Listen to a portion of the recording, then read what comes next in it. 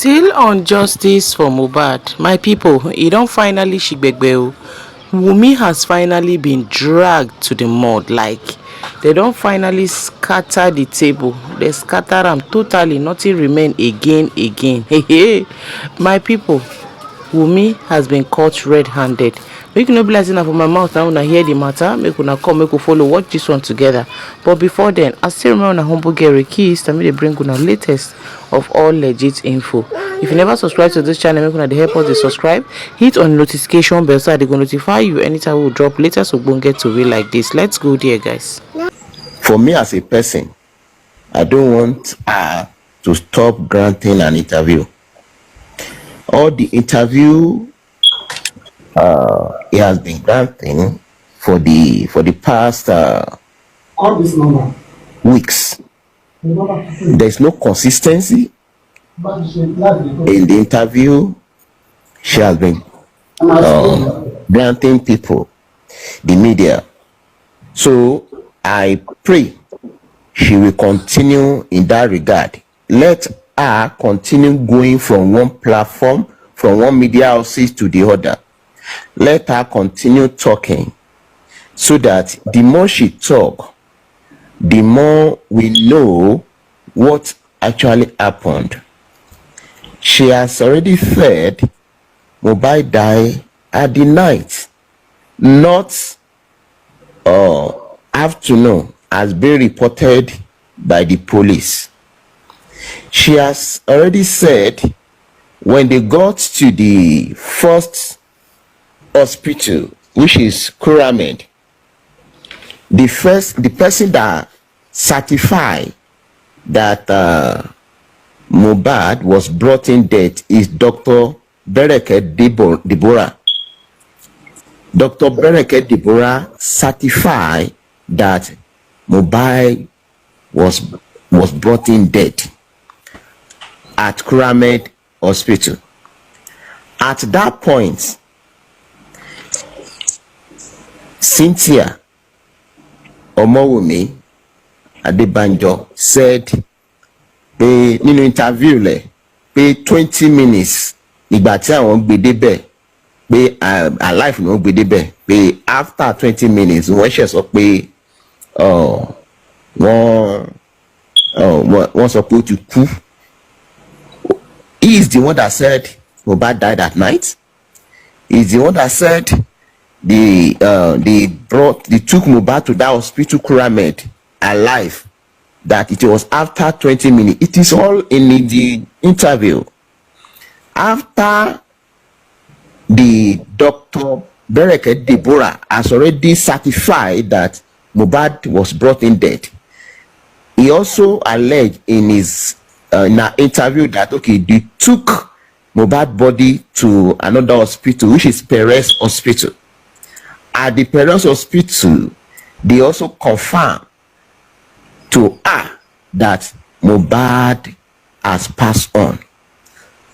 At the second hospital, he was advised, he was given all necessary documentation. He was advised to take that body to the mortuary, to the morgue, and then they gave him all the necessary information. At that hospital, let us even assume, at the first hospital, you were so worried, you didn't know what to do. The second hospital, they confirmed to you Mohbad has passed on. At that point in time, you didn't call anybody. You didn't call his father, who happened to be, you didn't call Mohbad's father, who happened to be your bestie, your best friend. You took that body against the wish of the doctor, against the wish of Dr. Uwala Chigozie, that told you that you should take this body to the morgue. You took that body home. Let us assume around 2:30. Why, on getting home, why didn't you call your father-in-law? Why the lawyer at home? Why the affair at home? Why embalmment? When your father-in-law came, when he took that body to the police stations, your father-in-law, all the people your father-in-law mentioned, according to your father-in-law's story, they spent 3 hours in that police stations. Your father-in-law did not know anywhere in that Lekki. You were also the one that directed them to a hospital, to the police station that they are going to. They were there. You sat down there. You did not even deem it fit to go and cry to the DPO, please give this document to my father-in-law. We need this. We need to unravel what killed my husband. But you were there. After they've given you documentation for you to take that body to the morgue. But all this story you did not tell your viewer. You did not tell people who are interviewing you. But you are busy saying another story. Now, after you left that place, you followed them down to Ikorodu. You were there when your father-in-law left at that 3 a.m. because as a result of your own negligence, that you know what you know what you are doing.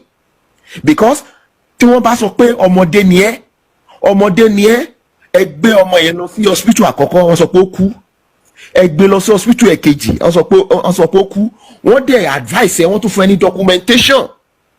That documentation was even confirmed by a report tí police ṣe. Because àwọn ọlọ́pàá ló jẹ́ ká mọ̀ pé at that hospital you were advised, you were given the documentation for you to be taken to the, because I don't know the reason why the police at that point in time did not query you. Why on earth will hospital give you an instructions and then you refuse to take that body to the morgue? That is for the police. Why on earth did you allow your father-in-law to spend 3 hours in police station? He's already finished writing a statement. In fact, at that point, tó bá jẹ́ pé ìyàwó gidi ni ẹ́, tó yẹ kó ọmọ gidi ni ẹ́, tó yẹ pé ilé gidi ló ti jáde, ibẹ̀ ló yẹ kó bu ọrùn police yẹn kó bu so pé kàn jọ torí Ọlọ́run. And then you be begging them, please give this thing to my father-in-law so that Mohbad can be taken to the morgue. But because you knew everything that happened from the beginning, you don't want the whole world, you don't want the family to know what happened to your so-called husband. You were doing all these things. I challenge you to a media debate. Not the Baba Mohbad. Me, you are family, you are. I challenge you to a media debate. Go and look for a media debate. I will pay. Let us, both of us, let's face. Go and tell all your interviewer. In your family or queer. To bá mọ̀ pé tòótọ́ nǹkan tó ṣe kò sí kọ́lọ́fín bẹ́ẹ̀. I challenge you to the public debate. Jẹ́ ká tura ká tuṣà okay kí gbogbo ayé bá gbọ́ gbogbo nǹkan tó ń ṣe kí wọ́n sọ ẹkún tó lọ sùn yẹn ẹkún ẹ̀ ò tí tó. If not start crying, ẹkún ẹ̀ ò tí tó. Continue lying. Na parọ́ ìwọ ló tún parọ́, you are lying.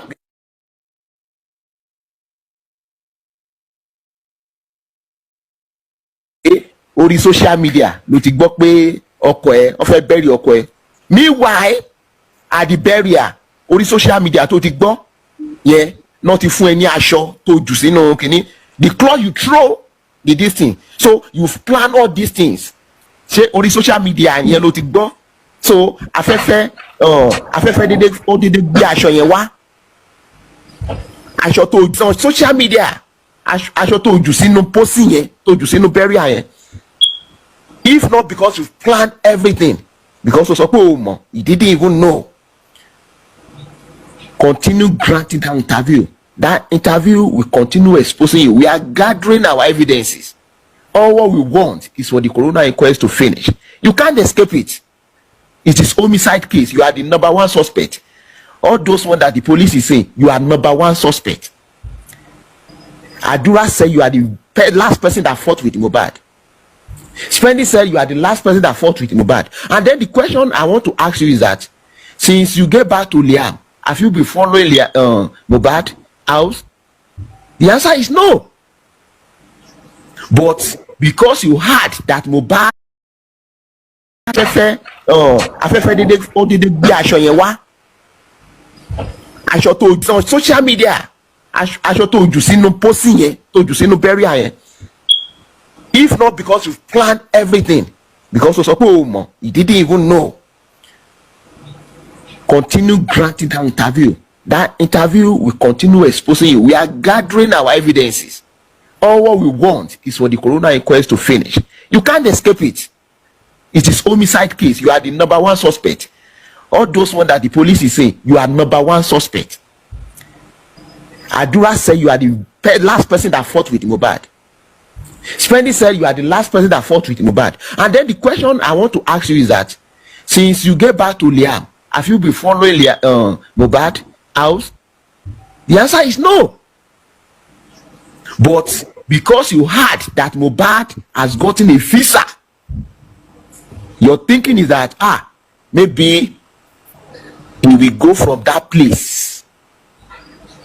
That was the reason, because you are not meant to be part of people that went to that show at all.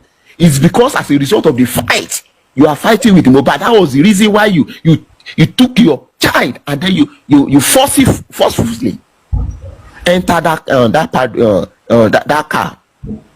You did not even fear that you have a child of 5 months. You are taking that child to a place. If you value the life of that child, you yourself, you value that Liam life, you will not have taken that child to that show, because anything could happen in that show. You knew Mohbad was being bullied. You still went out with that 5-month-old to that place. You knew people can even come and attack your husband, but you still follow Mohbad to that show because of your own selfish interest. I put it to you, that child in your hand, you don't even love him, because if you do, 5 years old,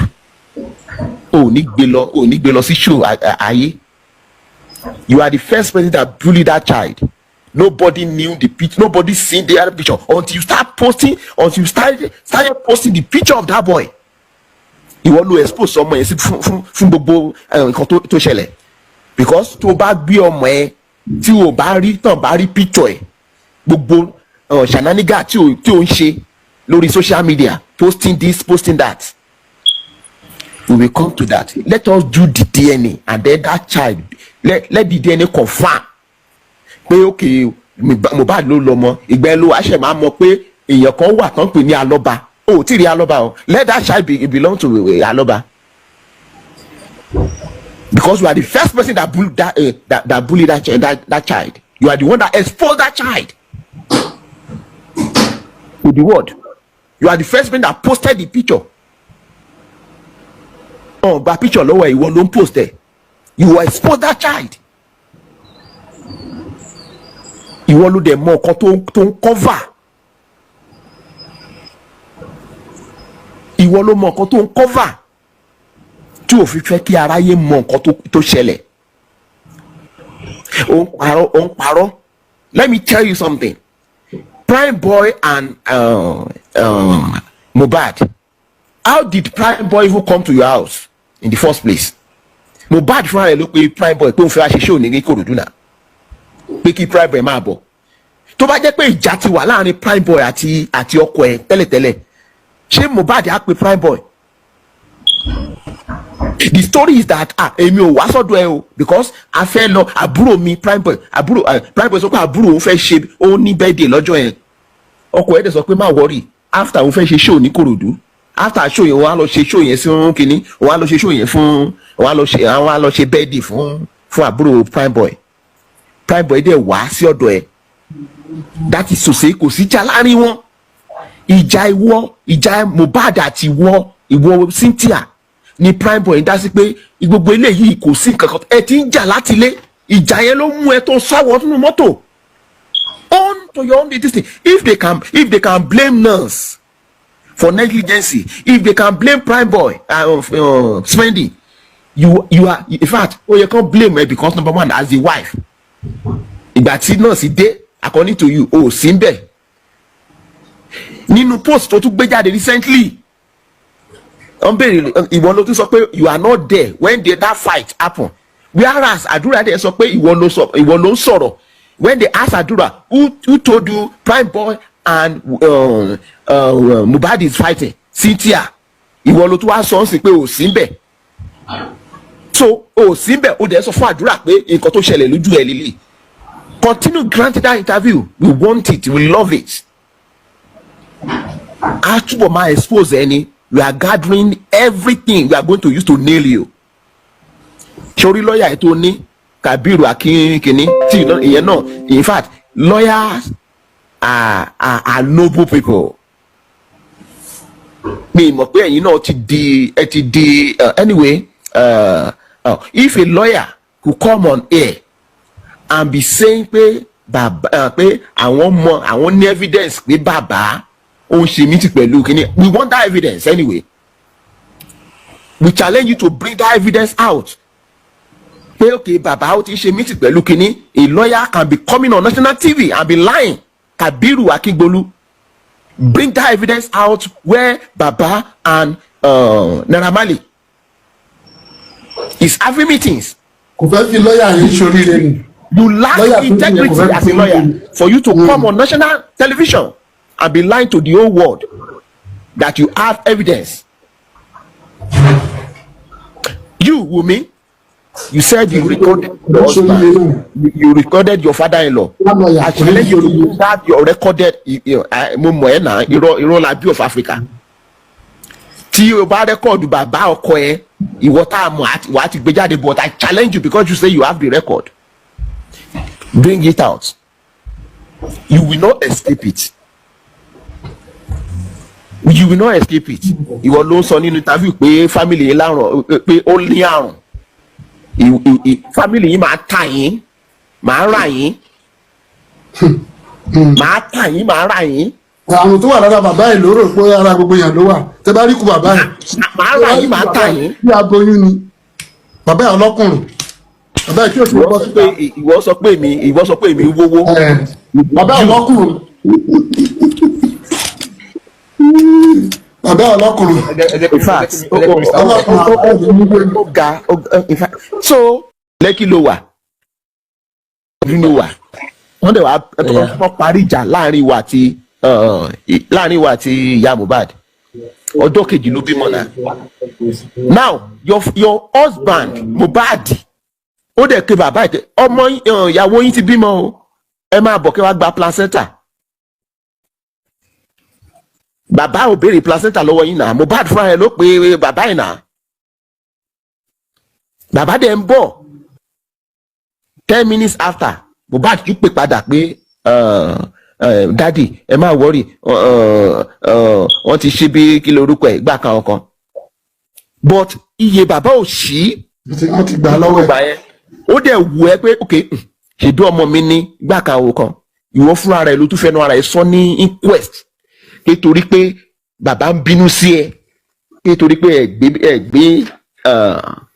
ẹ gbé placenta fún bàbá. Nǹkan tó jẹ́ kí family wa pè lọ́wọ́ Joseph gbọ́ fúnra rẹ̀ ni pé àkọ́bí ọmọ ẹ lókùnrin ó pè ẹ́ ó ní kó máa bọ̀ kó wá gba placenta.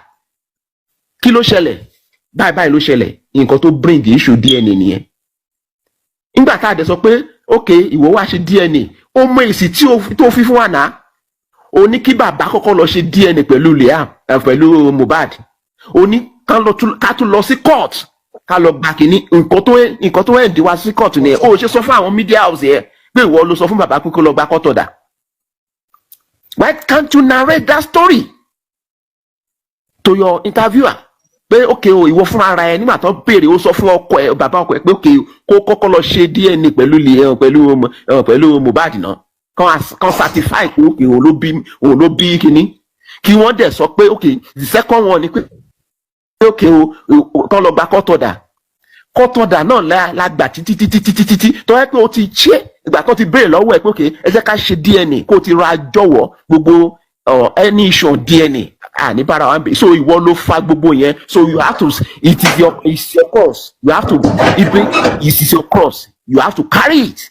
You ask for a DNA, we ask for a DNA, you said we should go to court, and then we are gone to that court. Tó bá dẹ̀ lọ ka tí lọ́ọ̀yà ẹ̀ tó bá ka CTC dáadáa.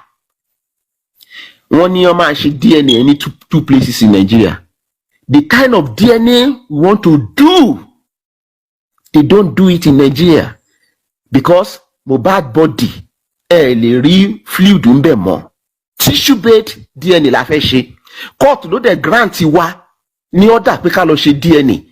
We have to go back to that court again to tell the court pé the kind of DNA tá fẹ́ ṣe is a tissue-based DNA.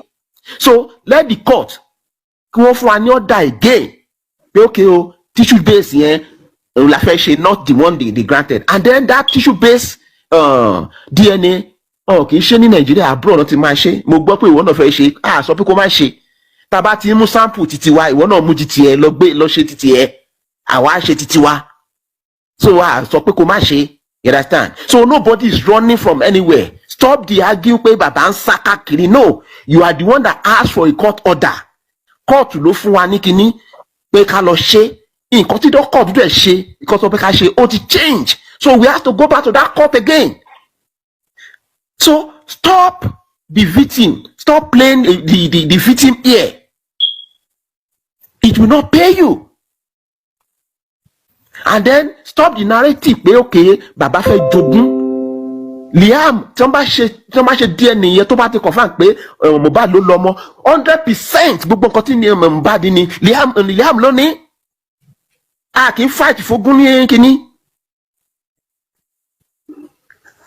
ìran yín ó lè jẹ́ pé ogún la bí ni wọ́n fi jẹ kíní because nǹkan ó tiẹ̀ ti show náà because àjogúnlógún ni gbogbo nǹkan tí Mohbad ṣe ẹ̀yin náà lẹ́ ń ṣe kínní if Mohbad in his lifetime does not have an account tó yẹ pé orúkọ ìyá ẹ ni wọ́n fi gbowó náà fi ṣe kínní ó ti show pé ogún lẹ́wà jẹ so the kind of nǹkan tí ẹ ń ṣe ní family yín don't ascribe that to Joseph Aloba and then I speak. Bàbá ò kọ́lé tí ọmọ yẹn bá jẹ́ ti Mohbad everything Mohbad has belong to Liam. Bàbá ò kọ́lé